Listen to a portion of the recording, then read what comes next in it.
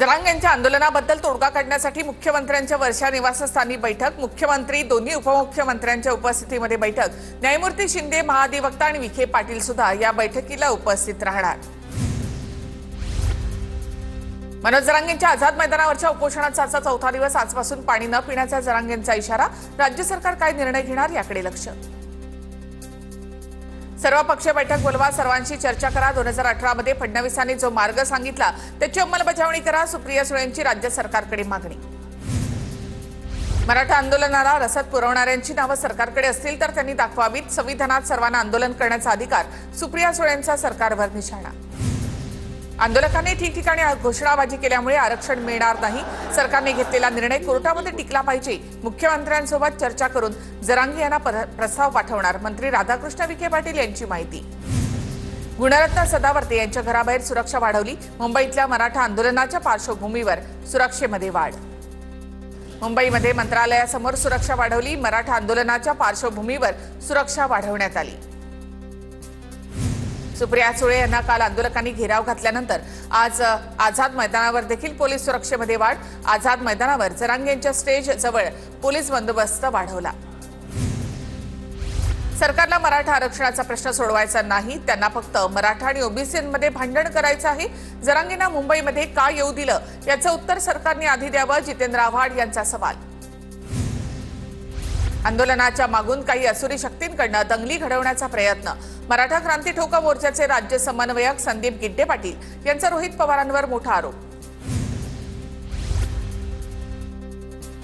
राज्यभरामध्ये भगवा उपरणा फडकवून जरांगे पाटलांच्या उपोषणाला पाठिंबा देण्याचं आवाहन, उपरणा फडकवत आझाद मैदानामध्ये मराठा आंदोलकांनी जरांगे पाटलांना पाठिंबा दिला।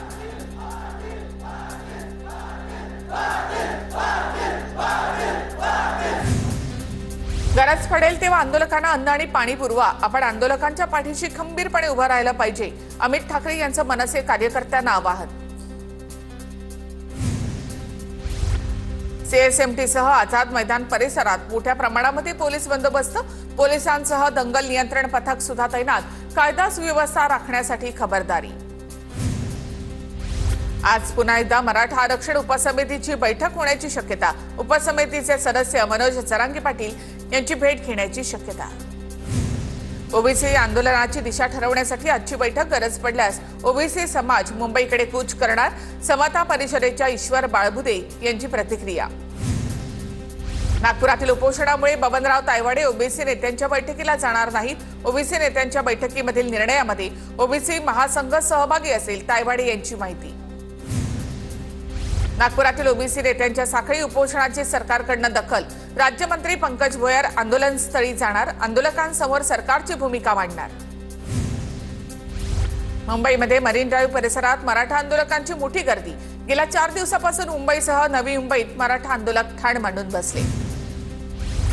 वानखेडे स्टेडियम बाहेर मुंबई पोलिसांची सुरक्षा, मराठा समाजाच्या आंदोलनाच्या पार्श्वभूमीवर खबरदारी।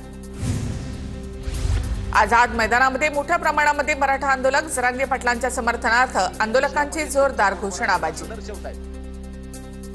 क्विक रिस्पॉन्स टीम सीएसएमटी परिसरामध्ये दाखल, मराठा आंदोलनाच्या पार्श्वभूमीवर पोलीस प्रशासनाकडून विशेष खबरदारी, कोणताही अनुचित प्रकार घडू नये यासाठी काळजी। सीएसएमटी स्थानकाच्या बाहेर मराठा बांधवांचं बोंबाबोंब आंदोलन, आरक्षणाची मागणी करत आंदोलकांची जोरदार घोषणाबाजी। सीएसएमटी स्थानकामध्ये मराठा आंदोलकांचे विविध खेळ, आजोबांनी हलगीच्या तारावर ठेका धरत शड्डू ठोकला। सीएसएमटी रेल्वे स्थानकामध्ये सुरई आणि हलगीच्या तारावर नाचत मराठा आंदोलक आझाद मैदानाकडे रवाना, जरांगेंच्या आंदोलनाला पाठिंबा म्हणून मोठ्या संख्येनं आंदोलक मुंबई। सीएसएमटी रेल्वे स्थानकामध्ये मराठा आंदोलकांची मोठी गर्दी, मराठा आंदोलकांनी स्थानकामध्येच फुगडी खेळली। आझाद मैदान परिसरामधील रस्त्यांवर मराठा आंदोलकांचा रंगला विटी दांडूचा खेळ, दुसरीकडे सीएसएमटी स्थानकाच्या बाहेर रस्त्यावर बसून आंदोलक तरुणांचा अभ्यासाचा क्लास। सीएसएमटी स्थानकामध्ये मोठ्या प्रमाणात मराठा आंदोलक दाखल, आंदोलकांनी स्थानकामध्ये प्लॅटफॉर्मवरच सुरू केला कबड्डीचा डाव। सीएसएमटी स्थानकामध्ये मराठा आंदोलकांचा खो खोचा डाव, आरक्षणाच्या मागणीसाठी आणि जरांगेंच्या समर्थनार्थ असंख्य मराठा बांधव मुंबई।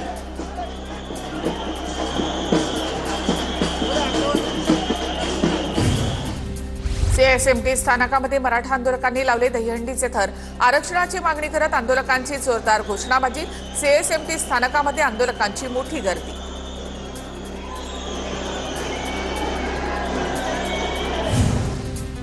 मराठा आरक्षणासाठी मोठ्या संख्येने मराठा आंदोलक मुंबईच्या आझाद मैदान परिसरामध्ये दाखल। सीएसएमटी स्थानकासमोर मराठा आंदोलकांसाठी मोफत खाऊ गल्ली, ट्रक भरून पिण्याचं पाणी, भेळ, बिस्किट, राजगिऱ्याचे लाडू, फळं, चटणी आणि भाकरीचं वाटप। मराठा आंदोलनकर्त्यांचा चार्जिंगसाठी अनोखा जुगाड। स्टेशनवर एकाच वेळी 25 ते 30 मोबाईलची चार्जिंग। आणि सीएसएमटी स्थानकाकडे जाणारे सर्व मार्ग आज बंद राहणार।